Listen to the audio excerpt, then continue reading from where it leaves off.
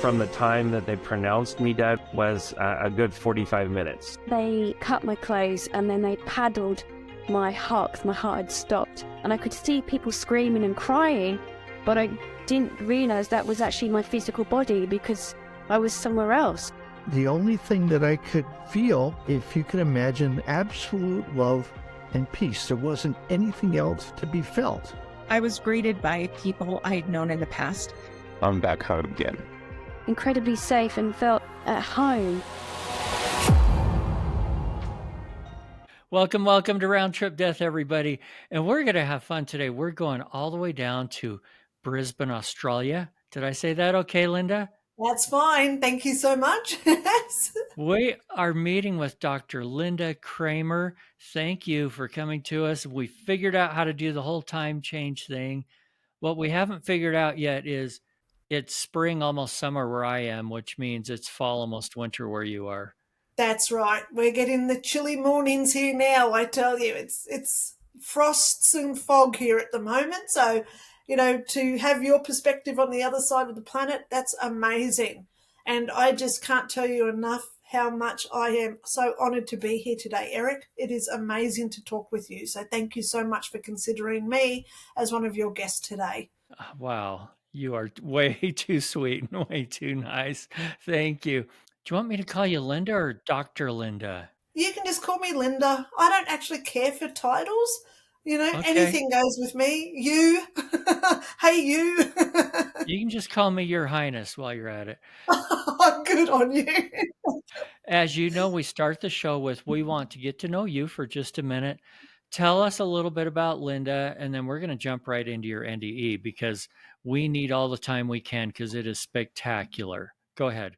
So I was born in the mid-60s, and my dad was in the RAAF, which is the Air Force. So my upbringing with my two sisters, my mum and my dad, we travelled around a lot. So I ended up going to 9 different schools. Even with that change of environment every year or two growing up, I always knew that I was something different. I just did not fit in. I always have been a psychic since birth, just knowing things that other people wouldn't know, just blurring it out as a child does, got me into a lot of trouble with family, friends, schools. So I was often called the freak. I got abused a lot, sworn at a lot. I just didn't fit in. So it was probably a good thing that we did move around a lot because it was a new clientele of people learning who Lynda was. I ended up in a relationship, my first marriage, because I've been with 3 different partners. He used to call me the witch, and I just thought, yeah, party trick time at, going to parties, telling people their fortune, that sort of thing. But I never really got into what was spiritualism or being a psychic. I was a manager for Australia Post, our postal service. I had other jobs growing up that I did. So I was more concerned with this environment, the governance. I was more concerned with having the conditioned lifestyle that we have in society of getting married, having a job, getting a house, having children, pets, and doing things in the community. So that marriage broke up and I ended up going over to America, to North Carolina, where I met I already did know him because he worked where I used to work. We got married in August 2020 and it wasn't the best relationship. He had a lot of personal issues himself. I came into that relationship hoping to assimilate into the US. I honestly loved America. I wanted to live there. I wanted to be a permanent resident or a citizen. I was applying for jobs left, right, and centre, but obviously without a green card, I couldn't work over there. So we had a lot of issues. He did not want to do my immigration paperwork, which was a major red flag for me. So there was a lot of, I would call, domestic abuse there, which escalated in May 2021. I prefer not to talk about what he did to me, where I prefer to talk about what happened as a consequence of what he did to me. So on the night of May 6, I was really not well. It was like an asthma attack, flu type thing that I had. And I woke up at about 2 in the morning and I couldn't breathe. Honest, I was busting to go to the toilet, literally dying to go to the toilet, which is ironic because of what happened. I laugh about it. That's like people dying to get on this show. Okay, sorry, keep going. You got to laugh with it because I do laugh at it because even though it was such a traumatic event, it turned out to be the best event of my ever life.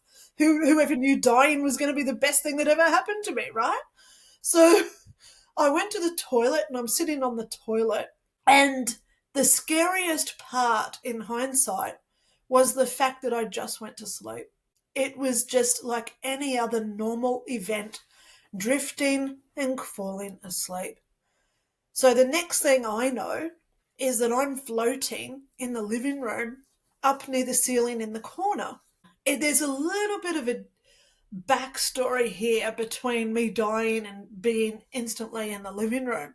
I like putting this part in because my ex-husband, he said that he woke up because he heard someone banging on the wall, and he came in and found me already blue, and he went and called an ambulance. I know for a fact I never banged on the wall because I had absolutely no energy at all because it took me 10 minutes to walk 10 feet to the bathroom. So I'm now floating in the living room, and I watched he walk through the living room, and it was two paramedics standing at the door. He's rushed them back through into the bedroom, which the bathroom was off the bedroom. So that's where my body was, out the back, in the back bedroom and the back bathroom. I'm in the living room and I saw the sheriff come in. He had a button that was missing on his shirt. He had a little pudgy belly that was sticking out through his shirt. And he also was limping. He had a limp on his left foot. I saw his coffee mug that he used. He had a notepad that he was writing things in, and I'm like, oh, yeah, I can see what he's writing there. I heard the whole conversations with the fire department even turned up. Some other people turned up with other uniforms on that I never knew because I'm from Australia and I don't know the uniforms. And then two more paramedics turned up, which in my medical files turned out to be my advanced life support crew. So the advanced crew turned up and they came through with a defibrillator, all this other equipment that I just watched going through. So people like asking me, how did I feel when I saw all this commotion going on in my house? And I'm honest, it didn't matter to me. I didn't care about it. I wasn't concerned. I wasn't scared. I was just allowing it all to unfold in front of me like I was watching a movie, because it was pretty obvious that Lynda, the body in the bathroom, was not me anymore. So when they finally wheeled her out, it wasn't me. I was watching her like a movie with no connection to that body at all. They wheeled out my body, and I watched as my ex-husband now, because I broke up with him after this event and I came back to Australia, he locked the door and he left. He turned off the lights. But there I am, still floating near the ceiling with not a concern in the world. I didn't even worry about how did I get up here, why don't I fall down? There was no gravity. But then the front door opened. One of the weird things that happened before I even went to heaven. And all these orbs, blue, dark blue, like royal blue orbs came into the room. There would have been 12 or 15 of these orbs floating around me. And inside them was pure white energy. And then they went to blue. And then they had like sparkle effects coming out of them, which was energy. And they're floating around me. Some stopped in front of me, but they had no eyes. So I don't know if they were observing me or interacting with me at all, because I had no interaction with these. There was no communication at all. So they're like floating around me, and they didn't hit each other, so they could obviously interact with each other and communicate together. But then they all just went. out the front door. And it was like they stopped and all of them instantly went out the door. I want a little more description before you move on. These orbs, so they were actually round like a ball? That's right. Yes. Because I've had some people describe to me blue figures that they didn't know quite, are these angels or these ancestors? What are these? But yours are round. That's interesting. Can we go into a sidestep? I now see spirit guides. One time when I was interviewing with this man, he was at my house. He had a pterodactyl that flew in, 80-foot pterodactyl in my backyard. I actually went over to, he was like, "What are you doing, woman?" I was under this pterodactyl feeling its wings, and it was like a bat wing, very similar to a bat. When he left, this pterodactyl shot off across the sky and it turned into a blue streak, the same blue colour that I saw in my orbs, which I'm also going to presume here that you just mentioned when people see these blue beings as well. So this blue energy of like what I see as spirit guides and what other people see, and also what I saw as these orbs in my house, because I do have pictures. There's a map of where I was in the house. So that's where I was floating, and this is where my body was around in the back bedroom. So, by the way, for those that are listening to the audio only version of the podcast, can you explain about how far that away? Yep. So when you come through the bedroom living room, yep, you come through the living room, there's the front door. You walk through the living room, which was probably 15 feet, and then you have to go into the master bedroom, walk down to the back wall, walk past a walk-along closet, and then you walk up into a bathroom behind the walk-in closet. So all up, it would have been about 50 feet to where I was, where my body was to where I was floating. But then when I saw these blue orbs, here's a picture that I drew in hospital of what they look like, which is, these are all in my book. If you do want a PDF of my book, please email me, because I like giving out my books for free to people as well as people who buy them. We'll stick that in the show notes. I guess I assumed that the orbs would be very smooth on the outside, No. but what you're showing has little like feelers or something coming out. Do you know what party sparklers are? Those long, Sure. and you light the end and they all go sparkle, sparkle? Yeah. And we call them here in Australia, we call them sparklers. And you wave them around and they make zigzags in the air and stuff. So that sparkle effect is what these had coming out of them. Sounds beautiful. Well, wait until we get to heaven, because I saw it again there as well. Okay, I'm sorry. I'm It's holding all you good. back from the heaven part. Yeah. By the way, we could title this episode 5 Years in Heaven. Thank you, because that's actually what my book's called. Okay. All right. One other quick thing before I let you move on, and that is that I find it interesting that your spirit didn't follow the ambulance. A lot of people go with the ambulance and they're sort of watching their body the whole time. And you stayed behind, and then you took off and ended up where? I found myself, which I joke about, in the field of flowers.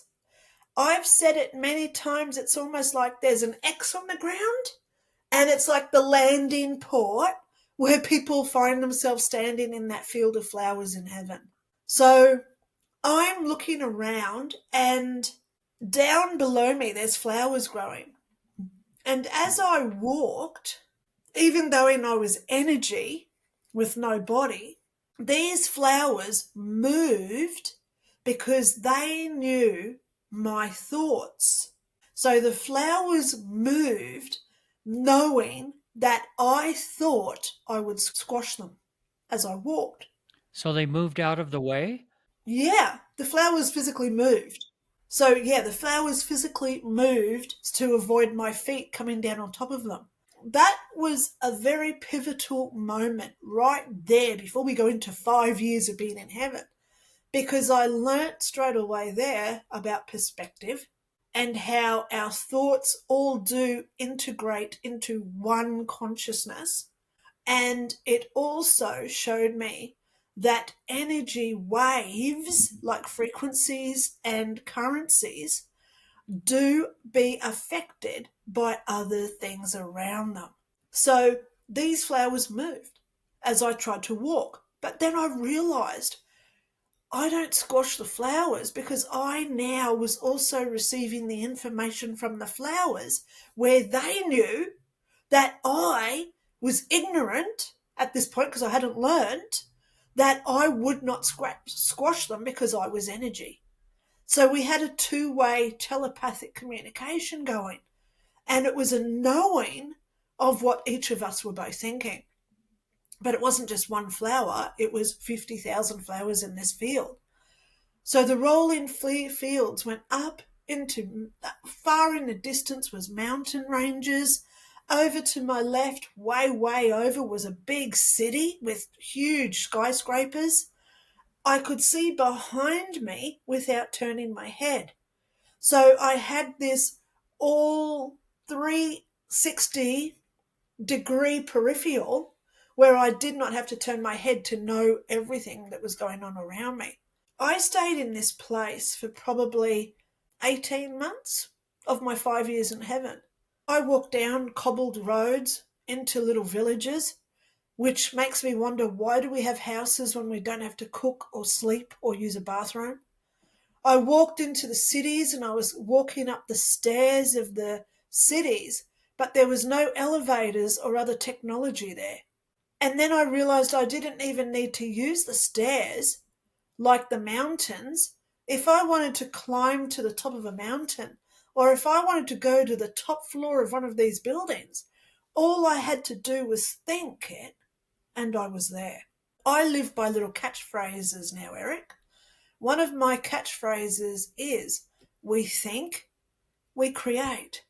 And now in my existence of thinking and creation, look how much now other people are saying the same sort of things, where we create our own reality.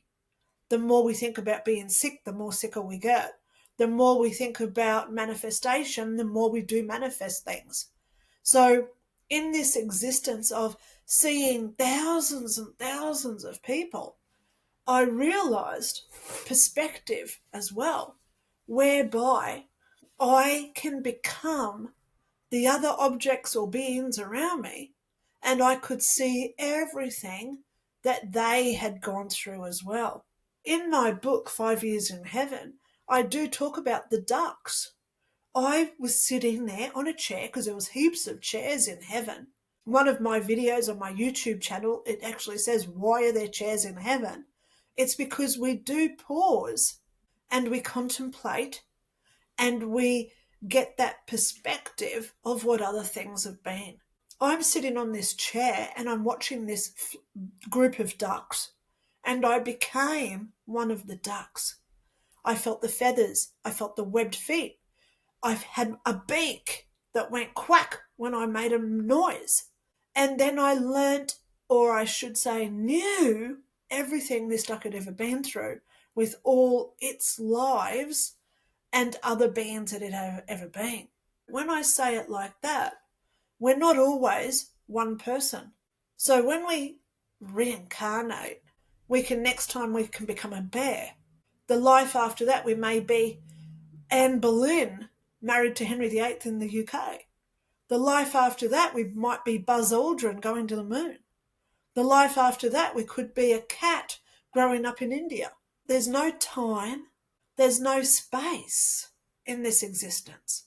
Everything was concurrent and here, present.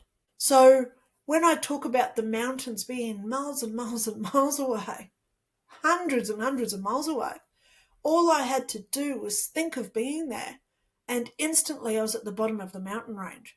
If I thought of being on the top of the mountain, instantly I was on top of the mountains.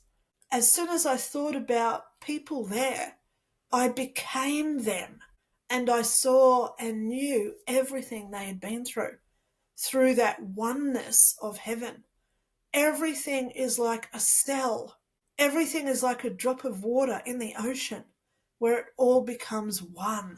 I'm in this place interacting with thousands of people.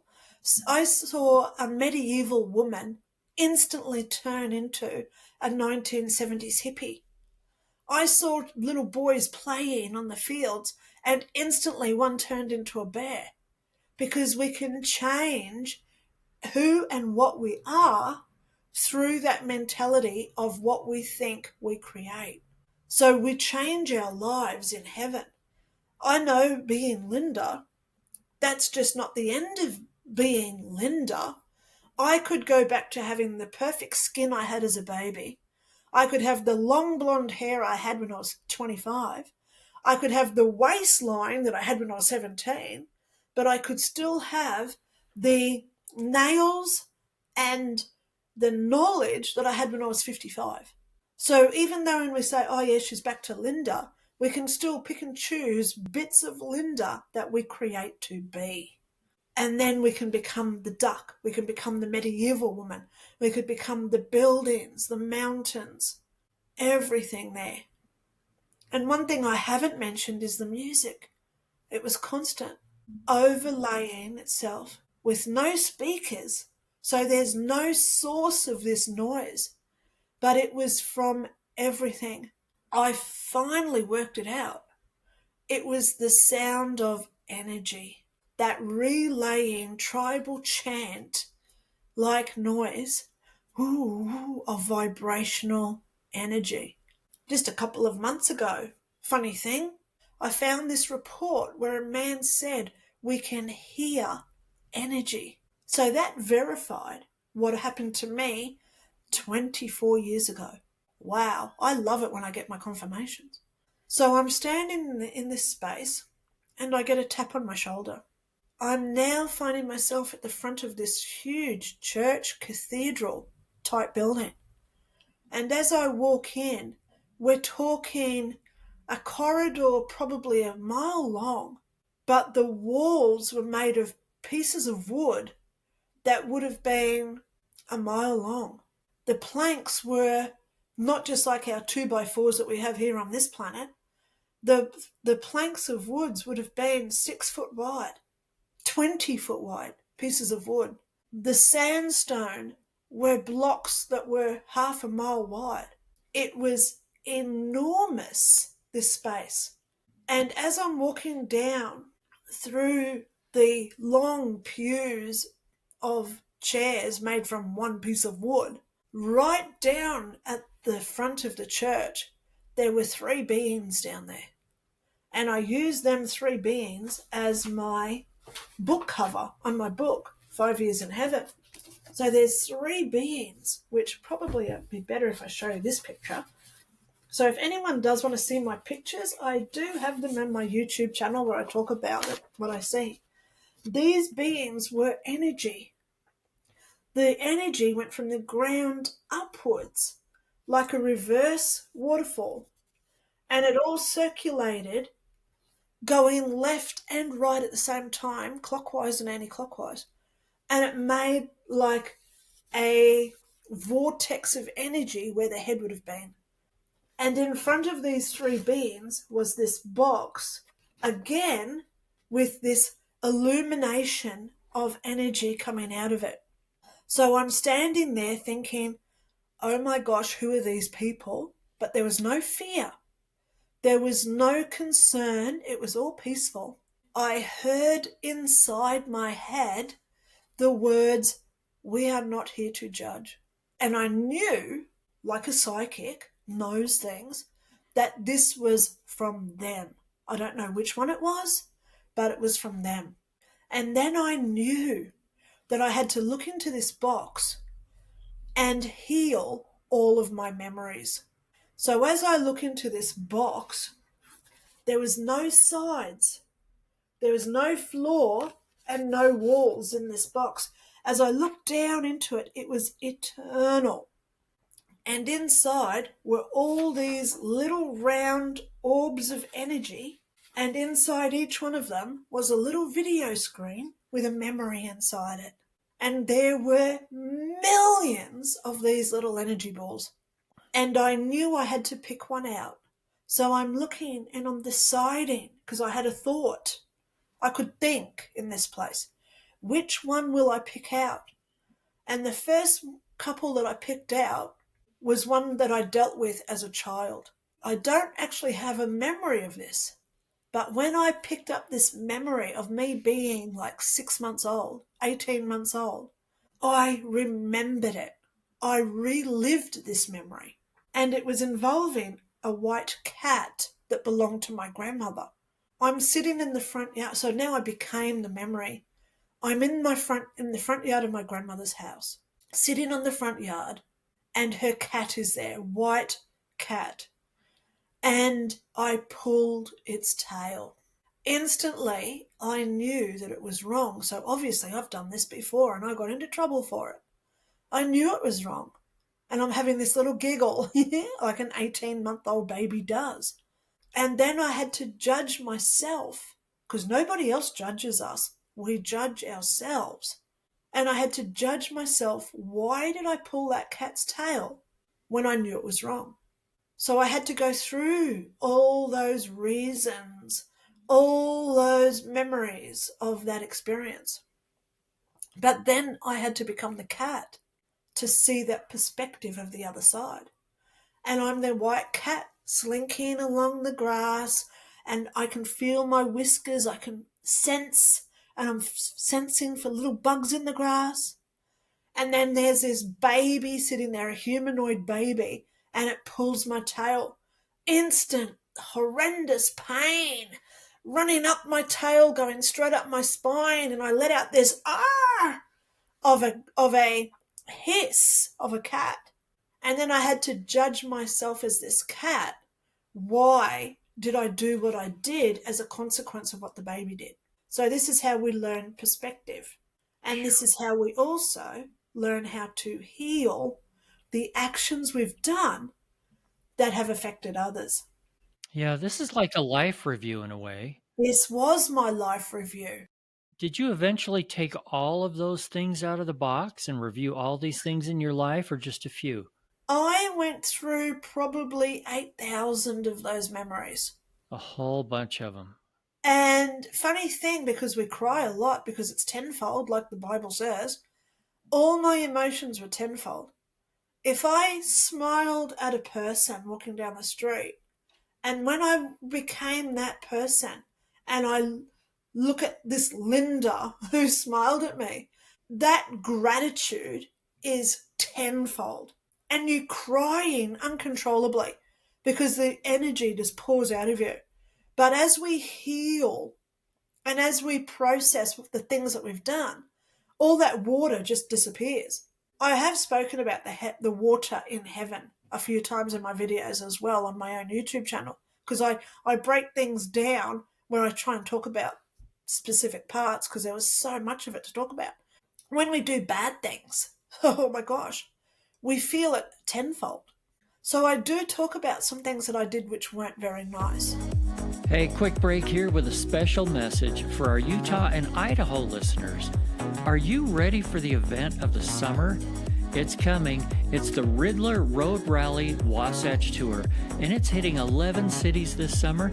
They're giving away, are you ready for this? $110,000. That's $10,000 per city. It's a live citywide scavenger hunt on wheels, where teams race in real time to solve clues, navigate GPS track locations, and claim victory. Rally your crew or ride solo. Don't miss out on the most fun you'll have this summer. Check the tour schedule to find out what cities are on the tour and register your team ASAP to get the early bird discount by going to riddlerroadrallye.com/events. Hey, no worries if you didn't remember it, it'll be in the show notes. Now, back to the guest. As a teenager, I punched a girl at school, which I'm not proud of now. So I go through that absolute agonizing feeling.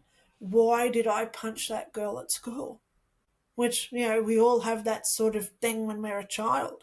And then I became the other girl to see her perspective. And that's how we learn to forgive. And that's how we learn to heal our emotions. Because our emotions are energy. And it's when we have emotions that go up and down like a currency wave.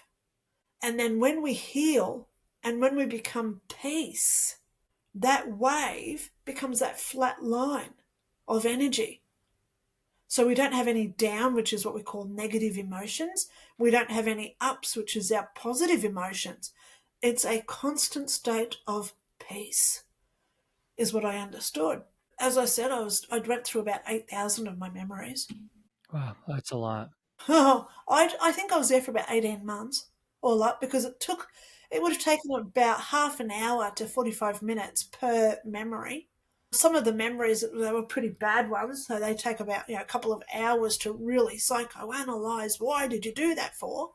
And then I find myself in this white space. So if I look at a piece of paper, a white piece of paper, and you imagine this is white space, there's no floor, there's no walls, there's no ceiling. This is where I found myself. Oh, actually, I'll just show you that picture for anyone who can see. There's a picture of me holding one of my memories.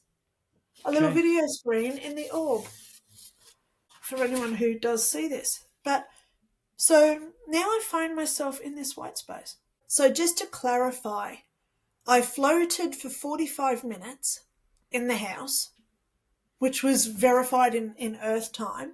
Then I went to heaven for about 18 months. Then I went to my life review for about 18 months. So not of Earth time, obviously. No. I base it on distances. I walk about 3 miles an hour. So when I look at these huge buildings like 100 miles away, and I calculate, okay, if I walk 3 miles an hour, because I'm watching the trees go past me and the houses and other things. So from the time that I left until I get to there, that's 100 miles. And if I'm walking 3 miles an hour, that would take me X amount of hours to get there if you do the math, okay? So that's why I estimate about 18 months. But then when I entered into my life review, which was about another 18 months, I estimate about 45 minutes per memory. And I went through thousands and thousands, probably 6,000 to 12,000 memories. So I just estimate 8,000 because I wasn't counting. But there was a heck of a lot. I was there for an extremely long time. So when I entered into the white space, I estimate that I was here for about another 18 months because of what I was told by my great, great, great, great grandmother. She was standing in this space and she was way off the side, and she only appeared as a little, like half an inch big. But as she walked towards me, because there was no floor in this space, she got bigger as she came towards me. And she came up to me and she was quite angry. And she said, "Why are you here for?" And she went, "Oh, you're not supposed to be here." And I said to her, "I don't know where I am. So how do I get back to where I was, because I don't know how I got here?" This is the first time in years where someone's showing me any sort of negative emotion. She sort of settles herself down. She's patting down her dress and she says, "Ugh, my name is Karina and I am your great, great, great, great grandmother." And I'm like sitting there, my chin's on the floor, thinking, "What?" And she says, "I've got to tell you who I am first." So she went into great detail for months all about herself. She told me where she lived in the early 1800s. She told me about all her relatives, how to make an axe out of a tree, how to meld metal into an axe head. She showed me devices that they used to make washing machines, how to make clothes when there was no needles. This went on for an extremely long time. How I break this down is, if we talk to someone for an hour on the phone, and then after that hour we sit there and we think about what was said, these conversations with Karina went for thousands and thousands of hours. But then she started talking about me. She said to me things like, "You must go back to the land where you're from, because you will be rounded up and sent home if you stay. She said, the event that is in your September, where everyone from around the world will be watching, and dust will cover all those affected. Everyone will appear grey. Now, I had no idea at that point that she was talking about 9/11 because I died in May 2001. So she was telling me that I had to go back to Australia. She told me to leave before September. September 2001 was 9/11. So she gave me pretty detailed evidence about that event. She told me about earthquakes.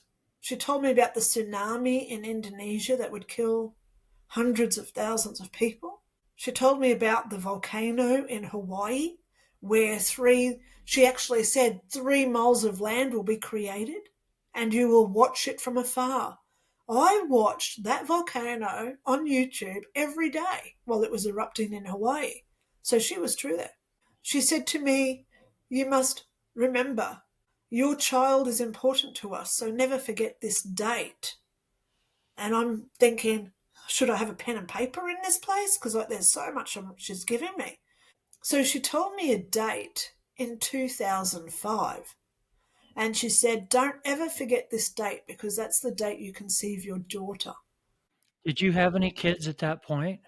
I did have one daughter who lives with my first husband. So she was telling me about a future child 4 years in the future that I was going to have, which, by the way, I did remember the date and we did consummate. And now I do have my daughter who is now nearly 19 years old because she was born in 2006. I've got my daughter. She told me that I would be working for the police for 10 years. She said, when you return to Australia, you will be getting a job with the Great Force of Queensland, which is the police force. She said to me, you must go through this 10 years because of the lessons that you are going to learn whilst there. I was with the Queensland Police Service from 2002 until 2012. 10 years, just like she said. And I did learn a lot of lessons during that time because a lot of criminals only act out because of the situation in their lives. So again, we're learning about perspective and how bad things do happen to good people. So I've got a few friends now that were criminals because I understand their situation at that time where they didn't have anything else other that they could do instead of what they did. So I see the perspective of what people go through. She told me that I would be a first aid trainer for 2 years, which I was, January 15 until January 17. I was a first aid trainer, teaching people about first aid, teaching people how to heal themselves. Because then she said, that's when you will start to heal yourself. So isn't it funny, in 2017 I was diagnosed with a brain tumour, which I don't have anymore because I healed it. 2019 I was diagnosed with throat cancer. I had an inch lump here in my throat. I do not have that anymore, even though I've got all the scans, all the x-rays, all the MRIs to prove I had these injuries. She said to me, you will go through all of this. In 20 years, when you start telling people about it, you have the integrity and credibility of being able to help others. So she told me about COVID, she told me about the vaccinations, and then she told me all about healing those who go through trauma. I believe that I went through a lot of trauma myself, so then I can help other people go through theirs as well. How do we get out of addictions unless somebody actually has gone through addictions and gotten out of that well or that pit of depression to help others? So that's my journey now. I went out and got my PhD. I've done heaps of qualifications so I can help others to not only become the best version of themselves, but we can also learn to heal ourselves without basing our opinions on what pharmaceutical companies and healthcare professionals tell us. She said, you've got to go back. And I said to her, how do I go back if I don't know where I am? And she said, have you learnt nothing? All you have to do is think about it and you create it. So as I started thinking about my house, the room where I slept, the bathroom where I passed away, instantly I hear this woman say, squeeze my hand if you can hear me, Lynda. Squeeze my hand.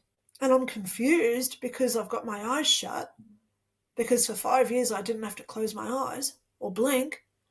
And I've got this blood pressure cup on my arm squeezing and it's hurting. And I think, ow, what's this? So as I open my eyes and there's all these nurses looking at me, oh, she's here, she's awake, she's awake. I find myself in ICU at the Cabarrus County Hospital, which is now called the Atrium in Concord. So you can Google that hospital because that's where I was. It was a very, very interesting few weeks recovering because my psychic abilities were absolutely perfect. I was seeing ghosts, I was knowing things, telling nurses stories about their animals, and she said, how did you know that? Nurses were coming in and I just know their car registration numbers, where I've been in a ICU ward for a few weeks, so how would I know that sort of thing? When I got home, I discovered that I knew what was on TV before turning the TV on. I knew when the phone was going to ring, which I still do now. I pick up my phone like 3 seconds before it rings. I know what songs are on the radio. Trees talk to me. Clothing talks to me. Cars tell me where they've got holes in their muffler, that they need oil, and to fix upholstery on their driver's side back passenger seat. Everything now talks to me. Some days I get a bit inundated. But I've learnt now over the past 20 years how to control that chaos of energy that we do create. So I started a YouTube channel. I've written books. I've got 4 books out there now. I try my best to help others who are struggling. I try my best to educate that sometimes in life we don't have to believe what we see. We have to trust the unseen and what is within us. Because what is within us is heaven, love. And once we start to trust ourselves, instead of what the government and society tells us, the more we become this energized electromagnetic being of energy where we can manifest our own lives. And we do energize and create love and happiness within others around us as well. Beautiful. So that's my life mission now, Eric. You know, as I said to you before we started, I do get hundreds of emails every day. I try and get videos onto YouTube at least 2 or 3 days a week. I do tarot cards for people. I do psychic readings for people. I try my best to be the best for others. I'm not egotistical about this. I'm just an average person who's had 3 marriages. I've got issues, health issues like all of us. I'm you. And I think that's the biggest part, that I'm not a special person. I am you. And if I can get through this, so can you. And if you need help, anyone listening, all you've got to do is reach out and touch me, contact me, and start believing that you can be your best version too. Beautiful. Thank you for all that. You ready for a deluge of questions now? Sure. I'm going to go way back to the beginning. I want to talk more about the flowers for a minute. Sure. I've actually got a picture I didn't show you, because when I saw the flowers, Okay, this one better have color. yeah, the colours, Eric, I can't explain the colours. Try. We don't have the colours here. You know, our colour spectrum, we only see about 10% of the colours on the colour pie chart. And when I was looking at these colours, I close my eyes and it's like the music. When I close my eyes, I can still feel the music and I can smell the colours. Now, you just heard that right. I could smell the music and I could feel and touch the colour of the flowers. Because our senses, why is touch so limited? Our sight is so limited. So our sight and our touch are combined.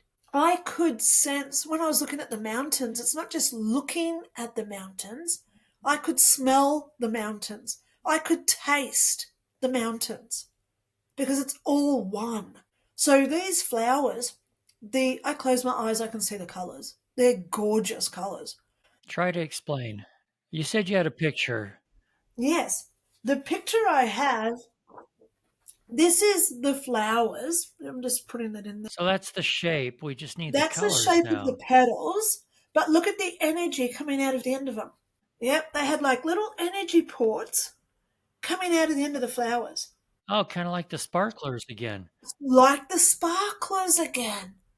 And when we look at ourselves as a human being, we have skin, which is our biggest organ in our body.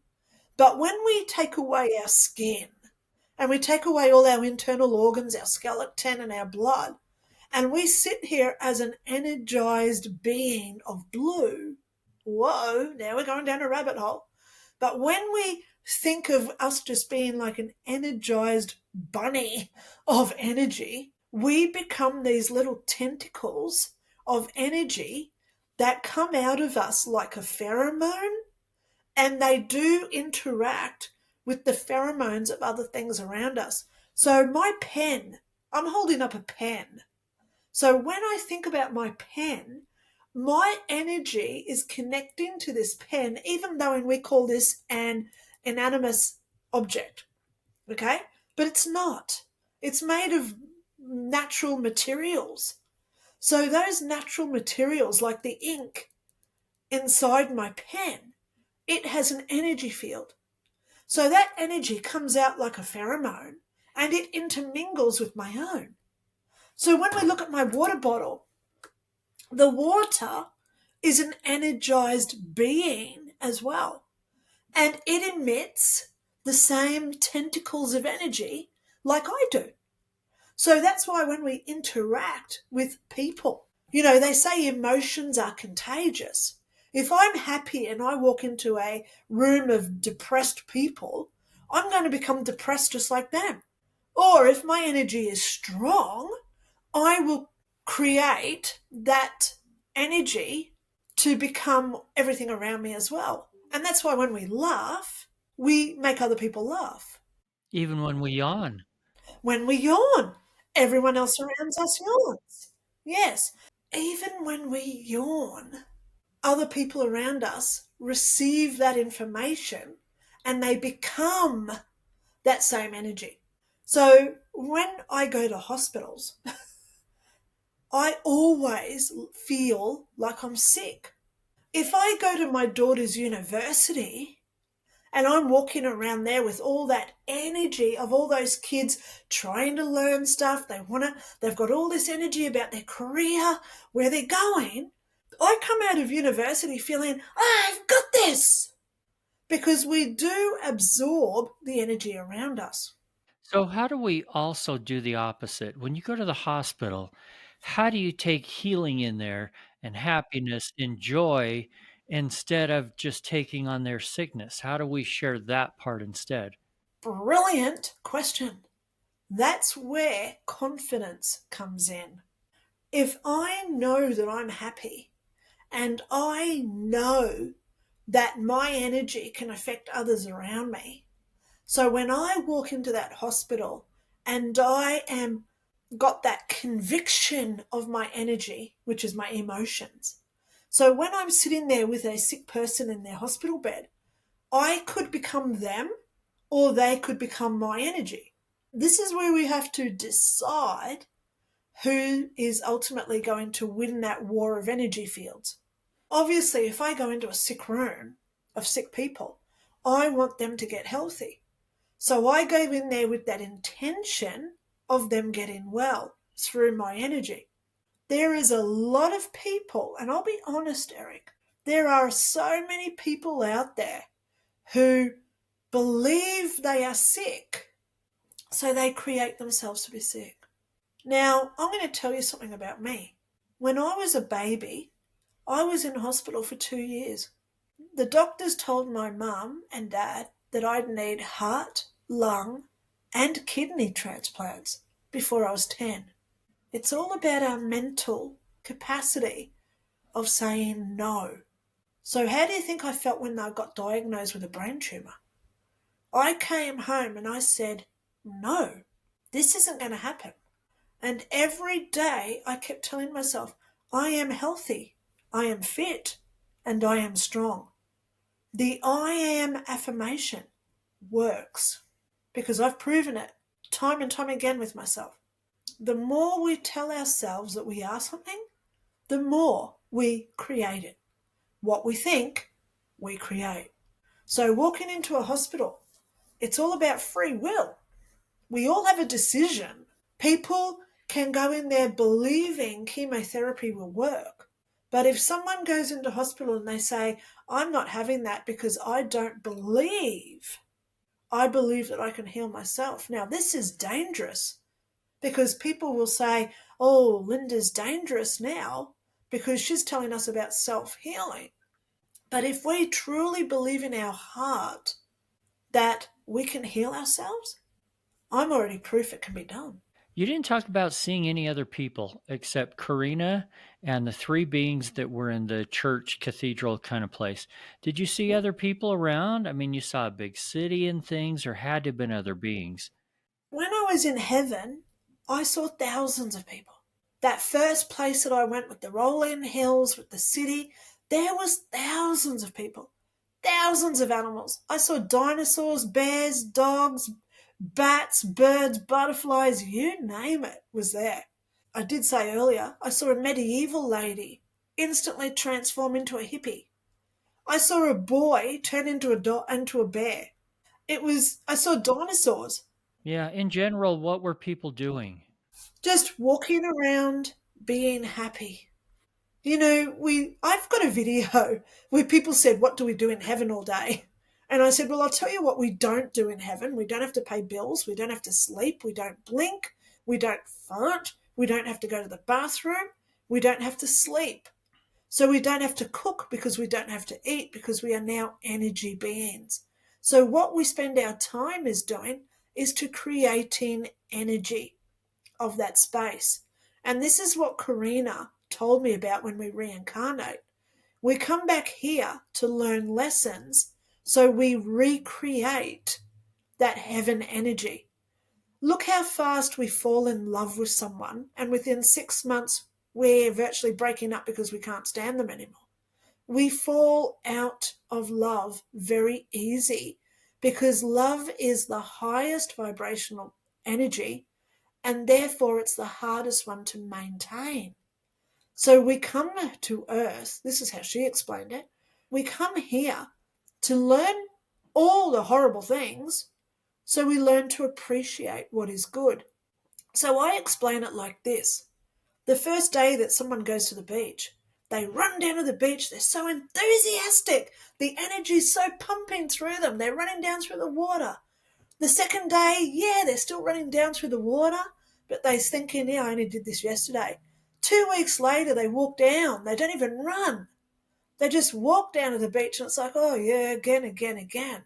And that's where heaven has to keep replenishing this energy to rebuild it. So the more we think about the love and that passion of what love is, the more we create it in heaven. That's how she explained it. To be honest, I always say the hardest our life is, the more trauma we go through, the more we're learning how to love. She told you a lot of things about the future.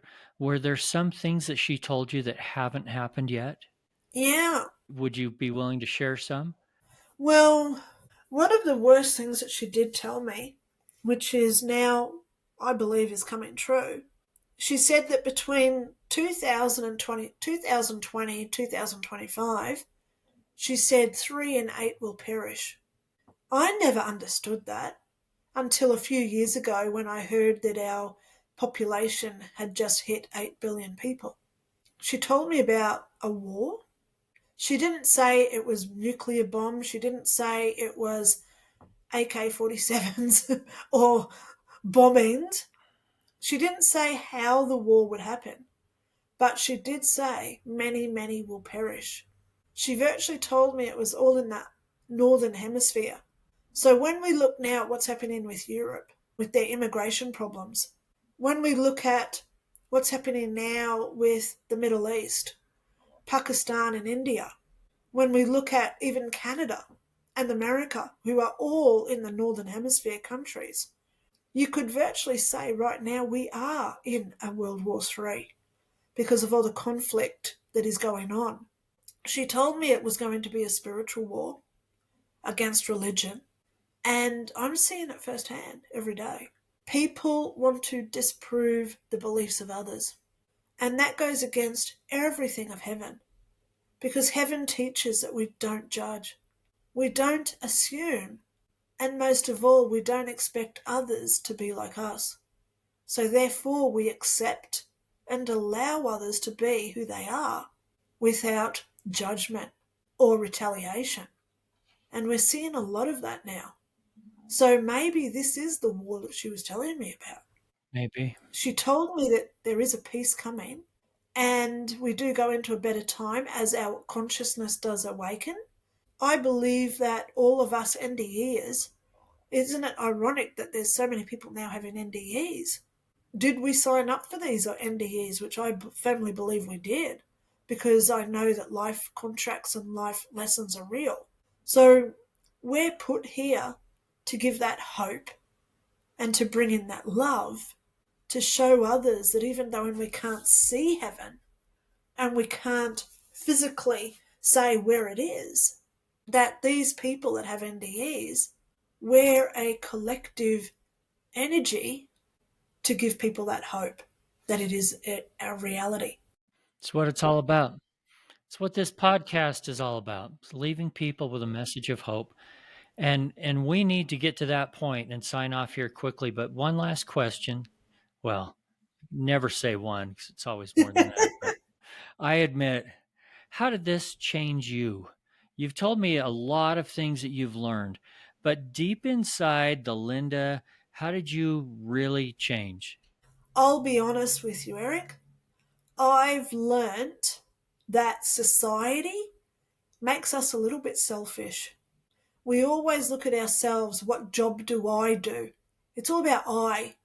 What job do I do? What bills do I get? Where do I go over a weekend?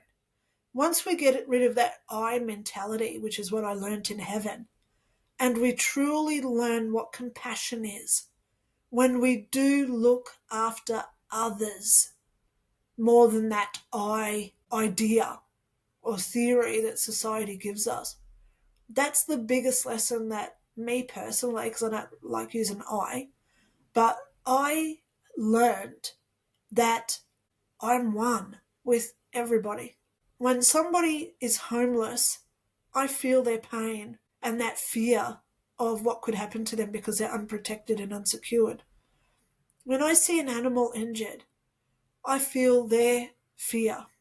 But then when I see someone living a millionaire's lifestyle where they have got those comforts, I also feel that comfort, which comes with being an empath. And I believe that if everyone on the planet could have that same ability to learn compassion and perspective, this world will be in peace before we know it. So I try to teach that to others. I'm going to throw one other word out there, and that is empathy. Empathy. And it seems like that life review, that box that you were in, and I hear this from people about their life reviews, that they are put in the position not only of themselves reliving it, but the person or thing that they affected. Yeah, That's what empathy is all about, is really feeling how we affect other people and understanding what they are feeling. yeah. So just yesterday I went to the shops and the lady before me, she didn't have her card with her. She left her wallet at home. And I was sitting there and I was thinking, Lynda, just pay for her groceries, just pay for her groceries. But she had a whole trolley And, I'm not the most financial person on the planet. So I just looked up and I thought, I want to be the person who could pay for her groceries, because I feel her embarrassment of having to stand there and now waiting for her husband to bring her wallet to the shops. So if we could all learn that side of what other people are feeling, there'd be no competition. And look how society makes us compete. Look at sports. Everything is one against another. You have two teams in football, tennis. There's hardly any competitions where you compete solely where you're the only winner. Even in golf, we say, oh yeah, that's a one-person player, but you're also competing with all those other people playing as well. So that society makes us compete. They want us to be better than the next person, which here in Australia we call tall poppy syndrome. We all want what other people have got. But when we look into our heart and our soul and our energy and we realize that we are all the same, ultimately, there's no competition. And if only the world could learn that, there'd be no wars, there'd be no religious wars, there'd be no homelessness compared to millionaires living in $300 million houses, because everyone's the same. That's sort of me sounding like we're having this idealism where everyone has the same salary, but it's not. It's about energy and what we create. And whether we create homelessness or we can create compassion where we do help others when they're in a bad situation. As I said, bad stuff happens to good people. And I firmly believe that we are all born as good people. It's only society that throws those bad situations at us. But ultimately, we even look at, this could trigger people, but we look at people like Genghis Khan, Hitler, even through to mass murderers. They were all born as that clean slate where things in their life and the environment affected them. So I try to help people get through those experiences, to learn the compassion and love so they don't create that negativity in their world or those around them, because our energy does infect other people. That's, I think, is the spiritual war, because me, like so many other psychics at the moment, other empaths, we do feel the hurt, the pain, and the hatred that is now getting created around the planet. So it's time to not do that anymore. We send out love, we send out healing, and most of all, we send out that compassion of love. All right, I'm going to give you the last 30 seconds. Give us a message of hope today. Message of hope is to look within your heart. Ask yourself every day, is this truly who I want to be? Every day I strive to be an angel. I'll never be an angel. I'm not egotistical enough to be an angel, but I strive to live like an angel. So if we could all strive to be a better person, get through our struggles, get through our situations and hurts in this life, stop blaming others for what we create ourselves, and start doing our affirmations, our psychic exercises, raising our vibrations up, this whole planet can do a mass healing, but it all takes one to start it. By the way, you can be an angel. Dr. Lynda Kramer, thank you so much for being with me today. Thank you so much for having me, Eric. I love your work. Please, everyone, I say to everyone, spread the word. So if you're listening today, not me, because I'm not the one earning any money off Eric's podcast, share Eric's podcast to everybody. The more we learn how to be loving people, the more we are creating that within ourselves. Thank you so much for having me today, Eric. It's my pleasure, really. Thanks again for listening and sharing this podcast. Don't forget to hit the follow or subscribe button and sign up for our newsletter at roundtripdeath.com. If you want to share your near-death experience, or if you have questions or comments about the show, send an email to eric@roundtripdeath.com. Until then, I wish you everything good that you're looking for in this life and the next.